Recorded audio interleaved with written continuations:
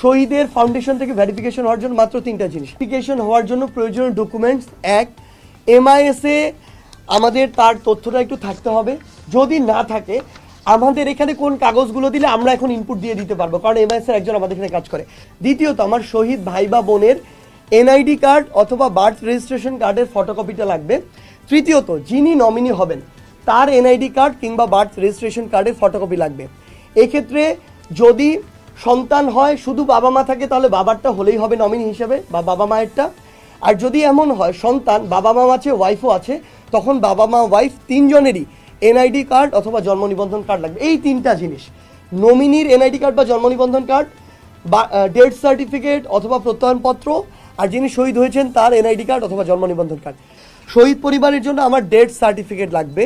যদি death certificate না থাকে, স্থানীয় প্রশাসনের যে কোনো অফিস বা অফিসের কর্মকর্তার মাধ্যমে একটা প্রত্যয়নপত্র লাগবে, যেখানে লেখা থাকবে তিনি ওই এলাকার স্থায়ী বাসিন্দা, তিনি এই অভ্যুত্থানের শহীদ, তাকে স্থানীয়ভাবে দাফন করা হয়েছে। হয় ডেথ সার্টিফিকেট অথবা প্রত্যয়নপত্র, দুইটার একটা জিনিস লাগবে।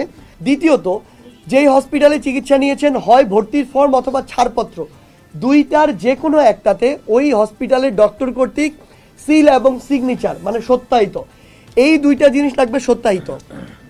আর নমিনি অর্থাৎ যিনি আহত ভাই হয়েছেন, উনি যদি বাচ্চা হয়ে থাকে ছোট, তাহলে এটা যেটা হতে পারে, যে কারো এখন জন্ম নিবন্ধন কার্ড আছে, সো নমিনির জন্ম নিবন্ধন কার্ড অথবা এনআইডি কার্ড লাগবে আমাদের, ওইটার ফটোকপিটা লাগবে।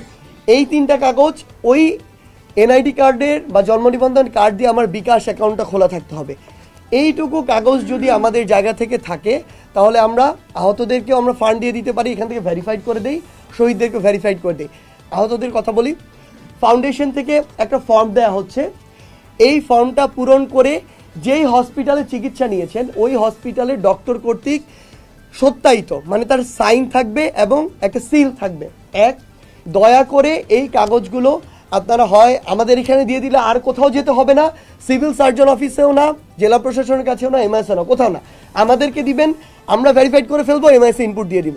আর যদি নির্দিষ্ট উপজেলা প্রশাসন, জেলা প্রশাসন, সিভিল সার্জন দিতে চান, এখন এটা হয়ে গিয়েছে, তারাও সরাসরি এমআইএসে পাঠায় এবং এটা 1 সপ্তাহের মধ্যে এখন ভেরিফাইড হওয়ার প্রসেস হয়ে গিয়েছে। কাইন্ডলি এইটুকু ফলো করে আমাদেরকে সহযোগিতা করুন।